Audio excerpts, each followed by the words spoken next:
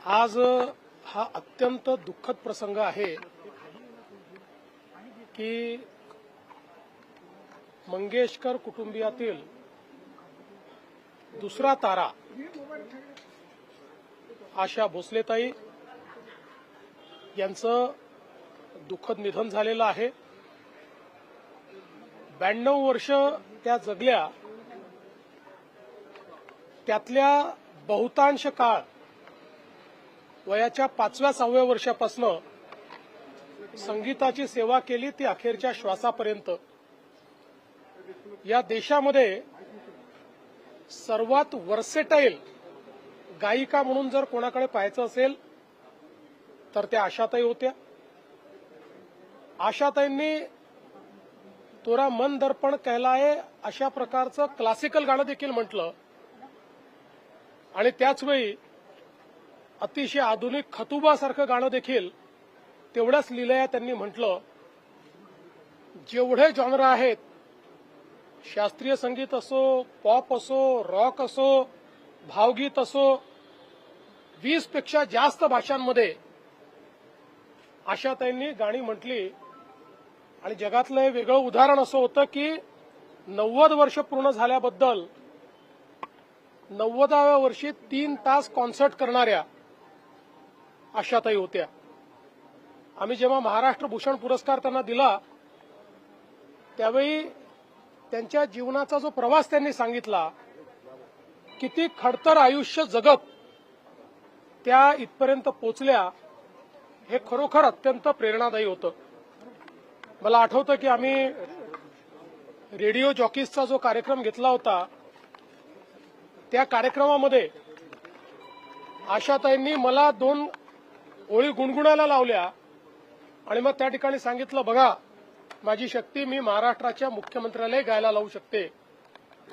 असं अतिशय जिंदादिल अशा प्रकारचं त्यांचं व्यक्तिमत्व होतं। कुठल्याही कार्यक्रमाची त्या ठिकाणी त्या कार्यक्रमाचा प्राण त्या असायच्या आणि सतत आशाताई हसतमुख आणि उत्साहामध्ये 90व्या, 91व्या, 92व्या वर्षी देखील त्यांचा उत्साह वाखाणण्यासारखा होता। आम्हाला ही पूर्ण खात्री होती की लता दीदींची तर आम्ही 100वी करू शकलो नाही, पण आशाताईंची 100वी निश्चितपणे करू शकू। पण दुर्दैवाने काळाने ती संधी दिली नाही।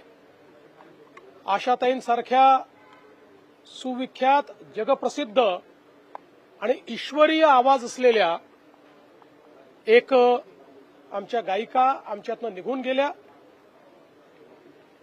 मी त्यांना विनम्र श्रद्धांजली अर्पण करतो। त्यांच्या कुटुंबाच्या दुःखामध्ये आपण सर्व सामील आहोत। पूर्ण शासकीय इतमामामध्ये त्यांच्या कुटुंबियांशी चर्चा करून ते ठरवतील त्याप्रमाणे पुढचे सगळे विधी होतील। पण मला असं वाटतं की आज संगीताकरता आजचा दिवस हा अत्यंत दुःखद आहे। हिंदी में बताइए, क्या कहेंगे आशा भोसले हमारे बीच नहीं रही, क्या यादें हैं आपकी उनके साथ? ये पूरे भारत के लिए और विश्व के संगीत प्रेमियों के लिए बहुत ही दुख की बेला है। सबसे वर्सेटाइल आर्टिस्ट के रूप में जिनको जाना गया, ऐसी आशाताई भोसले, इनका दुखद निधन हुआ है। भारत के इतिहास में उन्होंने जो संगीत की सेवा की है, मंगेशकर परिवार ने जो संगीत की सेवा की है, लता दीदी के रूप में पहला सितारा, पहला तारा लुप्त होते हमने देखा और आज संगीत का दूसरा तारा भी लुप्त हुआ है। ये हम सबको इसका बहुत दुख है। बाल्य अवस्था से संगीत की सेवा करते करते 92 साल की उम्र तक लगातार उन्होंने सेवा की। अपने 90वें जन्मदिन पर 3 घंटे कॉन्सर्ट करने वाली ये दुनिया की एकमेव गायिका है और आखिरी दम तक संगीत की सेवा उन्होंने की।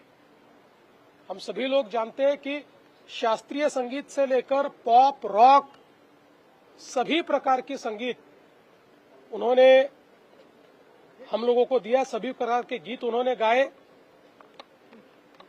विशेषतः आर.डी. बर्मन जी और उन्होंने संगीत को एक अलग जोन में पहुंचाने का काम किया। और ऐसी कोई भाषा नहीं है भारत की जिसमें उन्होंने गाने न गाए हो। 12,000 से ज्यादा गाने 20 से ज्यादा भाषाओं में उन्होंने गाए। इस प्रकार की एक गायिका कि जिनके सुरों में परमेश्वर बसते थे, उनका चला जाना ये भारत के लिए, हम सभी के लिए बहुत बड़ी हानि है। उनके परिवार के दुख में हम सब लोग सम्मिलित हैं।